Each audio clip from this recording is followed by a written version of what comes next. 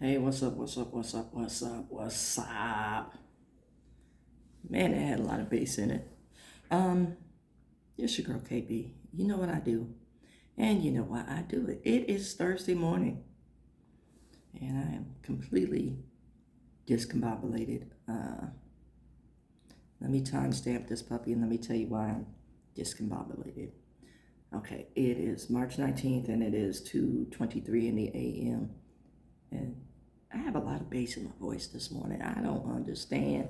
I get up in the morning and it's just like Froggy City. Well, got my spirulina shake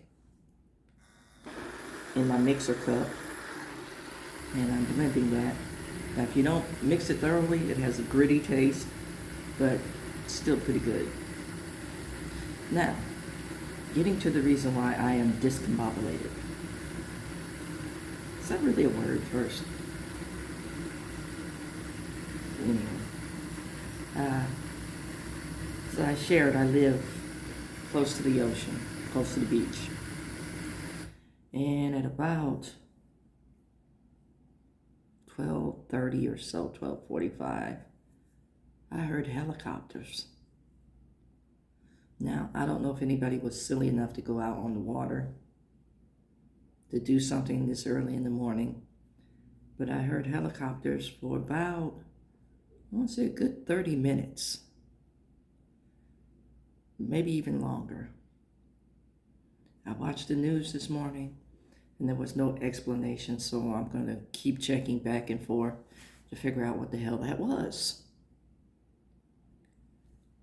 The only thing I can think of is, given that the war that we were going to win in a week has escalated and it's impacting the rest of the world, and now the tangerine tyrant is asking NATO for help when not too long ago he was accusing NATO of not paying their bills, whatever that means, And for you folks who have sons and daughters of selective service age, hold on tight. It's going to be a prayer-filled time. Speaking of prayer-filled, I'm going to share a story that I heard yesterday as well. Anywho, I shared that I work as a counselor, and my specialty or my field of practice is basically women with children. And so I hear a lot of relationship stories, and I talk about and teach about a lot of relationship stuff. Not that I'm an expert. Like I told you the other day, if it goes past 2 years for me, we're doing something. But I was lucky enough to find that person that I spent 14 wonderful years with before her passing. But that's neither here nor there. I'm talking about relationships. A lot of us enter into relationships with immature thoughts. Ooh, this person is cute. Or I stole this person from so-and-so, because she thought she had them. Or it feels good in the moment. Never mind the fact that you're not making clear, rational thought in the moment, but it feels good in the moment. And a lot of us get sucked up into the feel-good aspects of relationship. And when it goes bad, it goes really bad because there's no level of commitment other than the feeling. So, over the years, I've learned not to respond to emotion. And that, in practical terms, is called discernment, folks. I've learned to wait, delay that immediate gratification. I've learned to listen, because if you listen long enough, the person will tell you whether it's worth pursuing or not. Not saying that you don't have the thought to override what you're hearing. But if you learn, to delay that immediate gratification, then you can give it some thought.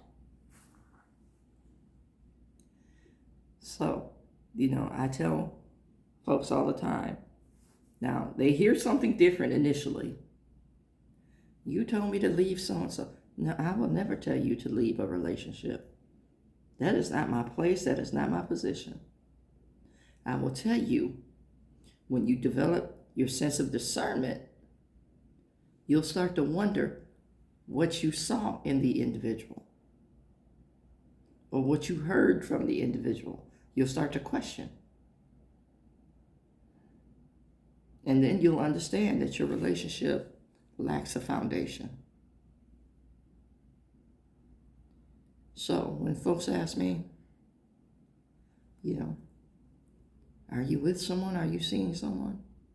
Myself. It's me, myself, and I. A lot of times I'll listen and I'll hear nonsense or I'll hear drama. And at this stage in the game, as that saying goes, if it costs me my peace, it's too expensive. I know me. I'm good with me. So if you don't add to my sense of peace or my sense of well-being, I'll talk to you, but I won't talk with you. There's a difference. There's a big difference. And if you follow me, you'll notice I've been posting a lot of stuff about Leo traits. And I'm posting those because that is dead spot on me and my personality type. Now, like I said, I don't give a whole lot of credence to zodiacs and the reading of the stars.